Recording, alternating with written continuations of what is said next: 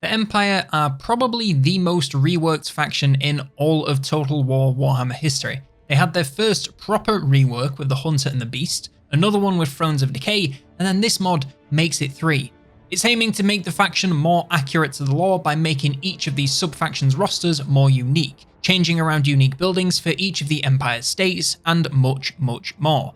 How does it all hold up in game? Let's take a look and find out. This video is also sponsored by Instant Gaming and their Black Friday sales, but more on that later. So to briefly go over how the Empire are in their current base game form. The Thrones of Decay rework made Karl into a real Lord of the Empire. He's charged with bringing all of the Empire lands back under Empire control and uniting the elect counts under one banner using his electoral machinations. Each state can have its own elect count, complete with an array of powerful effects, items and units. Balthazar and Marcus are off in Cathay and Lustra doing their own thing, pretty much without feedback to their motherland, and Elspeth only has to worry about protecting her side of the empire without having to think about prestige and seceding states. And who can forget Baldy in the Badlands chasing after those books of Nagash. Moving over to the modded, but first it's worth noting as we go over the changes the mod makes that it's still in beta and as such has quite a lot of missing features. For example, the majority of changes only really matter for Karl since he spends all of his time trying to unite the Empire and occupying all the settlements with the new unique buildings.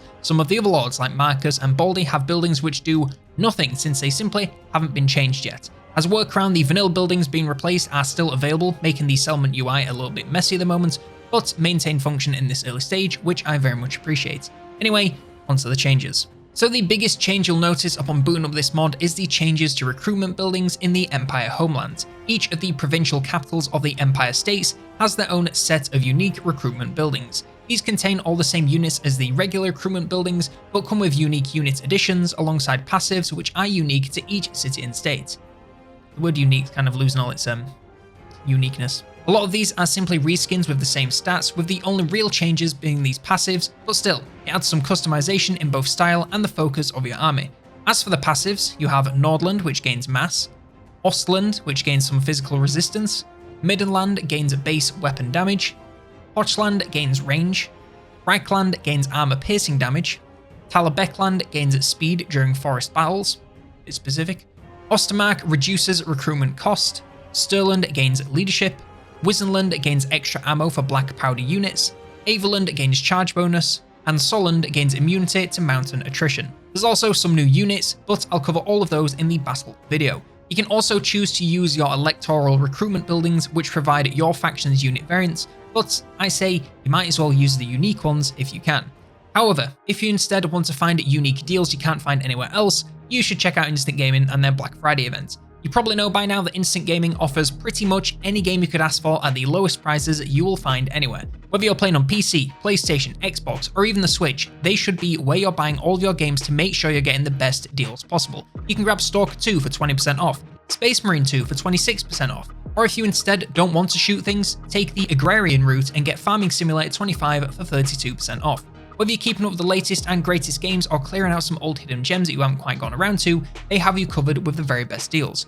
Plus, starting from today until the 2nd of November, they have new deals dropping every single day, so keep checking back to see what's new and grab some games before they're gone. And if all that isn't enough reason, anyone who buys anything using my link not only supports the channel, thank you very much, they also get the chance to enter the monthly giveaways for anything you want store-wide. So head on down to that link in the description and pick yourself up some cheap games. And thanks to Instant Gaming for sponsoring the video. Next up, the Colleges of Magic. This is a new system that allows you access to powerful new castle lords known as Magisters. To start off with, you'll need to gain some Imperial mandate, which can be done by building in the Battle Wizards line. This can then be spent in the new Colleges of Magic menu, where you can select from the 8 laws of magic to not only gain a lord, but also powerful effects unique to each law of magic. Upon reaching the maximum tier, you'll unlock a unique legendary lord for each of the laws, giving your faction some extremely powerful magic users. It's a very simple system, but it gives you new options when army building and incentivizes you to build more wizard buildings, which will be easy given the new increased settlement size. The Huntsmasters have also been moved from lords to heroes and are now unlocked by the transportation building line,